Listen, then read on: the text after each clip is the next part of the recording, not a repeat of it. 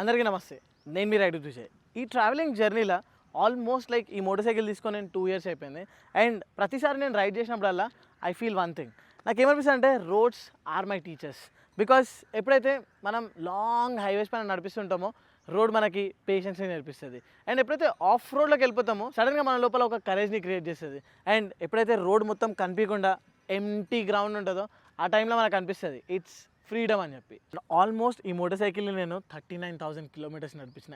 నేను ఇప్పుడు చెప్పబోయే మాట మీరు మీ లైఫ్ నుంచి రిలేట్ చేసుకోవచ్చు. ఎందుకంటే చాలాసార్లు మన లైఫ్ వెరీ ప్రిడిక్టబుల్ అయిపోతుంది. ఎవ్రీడే పొద్దున్నే లేవాలి, వర్క్కి పోవాలి, వర్క్ వెళ్ళడానికి ఎవ్రీడే రెగ్యులర్ సిటీ రోడ్స్, అదే ట్రాఫిక్ స్ట్రెచెస్.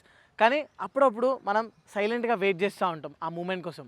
ఎప్పుడైతే టైం దొరుకుతుందో బండి తీసుకొని హైవే పైనకి వెళ్ళిపోవాలని చెప్పి అన్ఎక్స్ప్లోర్డ్ ప్లేసెస్ అన్నీ తిరగాలని చెప్పి ఈ అడ్వెంచర్, లాంగ్ టూరింగ్, కొత్త కొత్త ప్లేసెస్ ఎక్స్ప్లోర్ చేయడం ఇవన్నీ మూవీలో ఒక పార్ట్ లాగా అనిపిస్తుంది. నిజంగా మన లైఫ్లో చేయగలుగుతామా చేయలేమా? ఒకవేళ చేయగలిగినా సరే మన దగ్గర ఉన్న బైక్ ఈ అడ్వెంచర్కి సూట్ అవుతుందా సూట్ కాదా? పోనీ ఈ అడ్వెంచర్ గురించి వదిలేసేయండి. ఒకవేళ అడ్వెంచర్ టూరింగ్ మోటార్ సైకిల్ కొనుక్కుంటే everyday life, everyday routine life ఏదైతే సిటీ లైఫ్ ఉందో దానికి ఈ మోటార్ సైకిల్ సెట్ అవుతుందా సెట్ కాదా?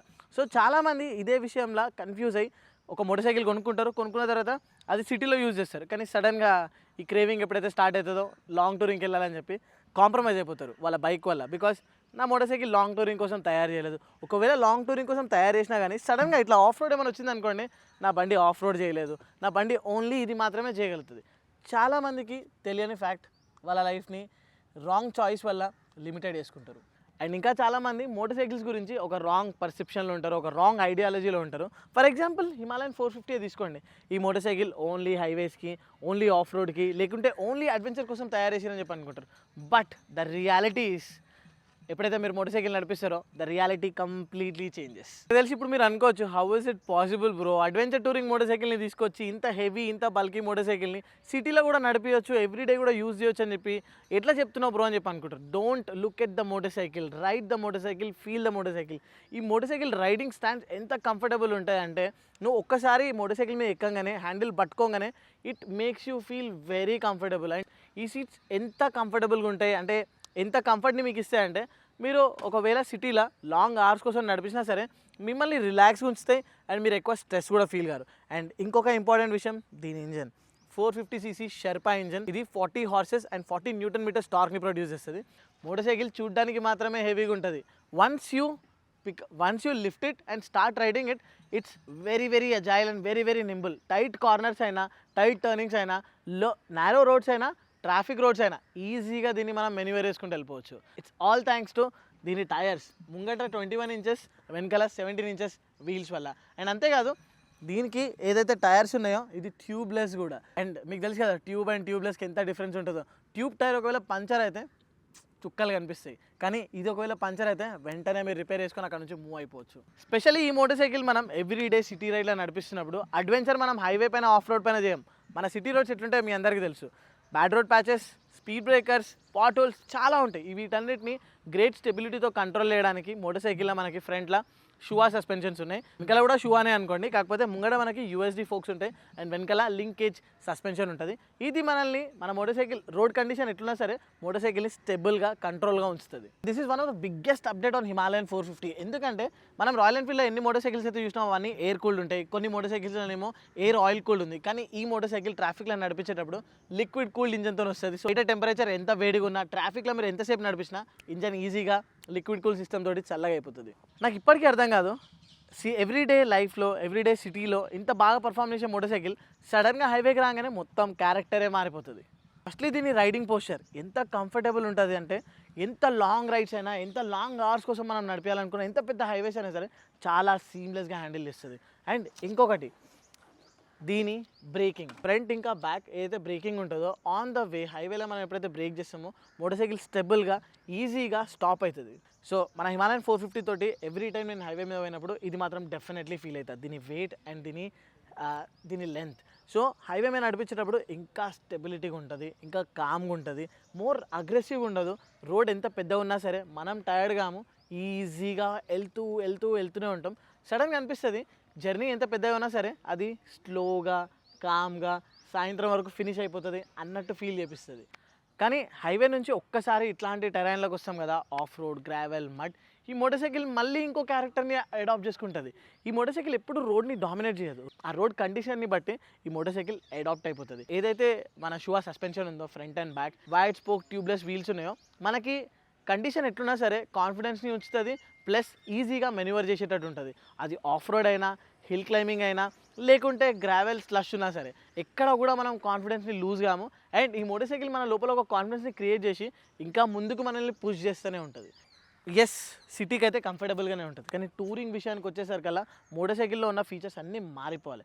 ఫస్ట్ థింగ్, మనకి పెద్ద ట్యాంక్ ఉండాలి. బికాజ్ మనం ఎప్పుడైతే అడ్వెంచర్ కోసం వెళ్తూ ఉంటామో చాలా దూరం దాకా పెట్రోల్ ఉండొచ్చు, ఉండకపోవచ్చు. సో దానికోసమే పెట్రోల్ క్యారీ చేయడానికి పెద్ద ట్యాంక్ ఉంటే బాగుంటుంది. సో దీంట్లో 17 లీటర్స్ ట్యాంక్ కెపాసిటీ ఉంటుంది. అండ్ అట్లనే మనం ఒకవేళ మోటార్ సైకిల్ పైన హెవీ లగేజ్ ఏమైనా మనం తీసుకెళ్ళాలనుకుంటే దీనికి కంపెనీ నుంచే మంచి పానియర్ స్టాప్ బాక్స్ వస్తాయి. అండ్ అవి పెట్టిన తర్వాత కూడా దీని షెర్పా ఇంజన్ ఏదైతే ఉందో పవర్ని ఎక్కడ కాంప్రమైజ్ చేయదు. విత్ హెవీ లగేజ్ కూడా మోటార్ సైకిల్ నడిపించేటప్పుడు ఎంత లైట్ ఫీల్ అవుతుంది అంటే all thanks to it's centre gravity system.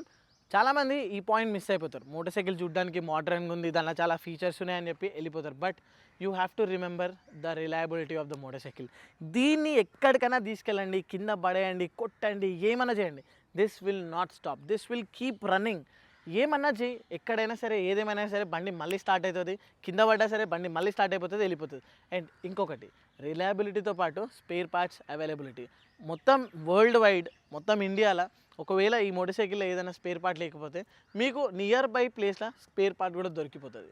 And దీనికంటే ఎక్కువ ఏం కావాలి మోటార్ సైకిల్లో, మన దగ్గర మోటార్ సైకిల్ ఒకటే ఉండాలి, కానీ డిఫరెంట్ పర్పస్లో యూజ్ చేసేటట్టు ఉండాలి. అండ్ ఇంకొక విషయం నేను చెప్తా, ఒకవేళ మీరు హైట్ ఎక్కువ ఉన్నారు అండ్ మోటార్ సైకిల్ మీకు చిన్నగా అనిపిస్తుంది, మనం సీట్ని అడ్జస్ట్ కూడా చేసుకోవచ్చు. 1 సెకండ్, మీరు ఒకవేళ హైట్ ఎక్కువ ఉంటే ఈ మోటార్ సైకిల్ సీట్ హైట్ని మీ అంతలో మీరే చేంజ్ చేసుకోవచ్చు. ఎక్స్ట్రా హైట్, ఎప్పుడైతే మోటార్ సైకిల్ ఎక్కువ హైట్ ఉంటుందో అడ్వెంచర్ చేసేటప్పుడు ఇంకా ఈజీగా ఉంటుంది. So this is specially for the tall height riders, not for the short height riders. But short height riders కూడా ఈ సీట్ని ఆటోమేటిక్గా కిందికి చేసుకోవచ్చు. అండ్ ఒక్కసారి ఎప్పుడైతే బండి పైన మనం కూర్చోగానే హైట్ పెరిగిపోతే మనకి ముంగటి నుంచి విజన్ క్లియర్ ఉంటుంది. ఎప్పుడైతే మనం ఎక్కువ చూసి ఎక్కువ ఫీడ్ చేసుకుంటామో మోటార్ సైకిల్ అంత ఈజీగా కంట్రోల్ చేయగలుగుతాం.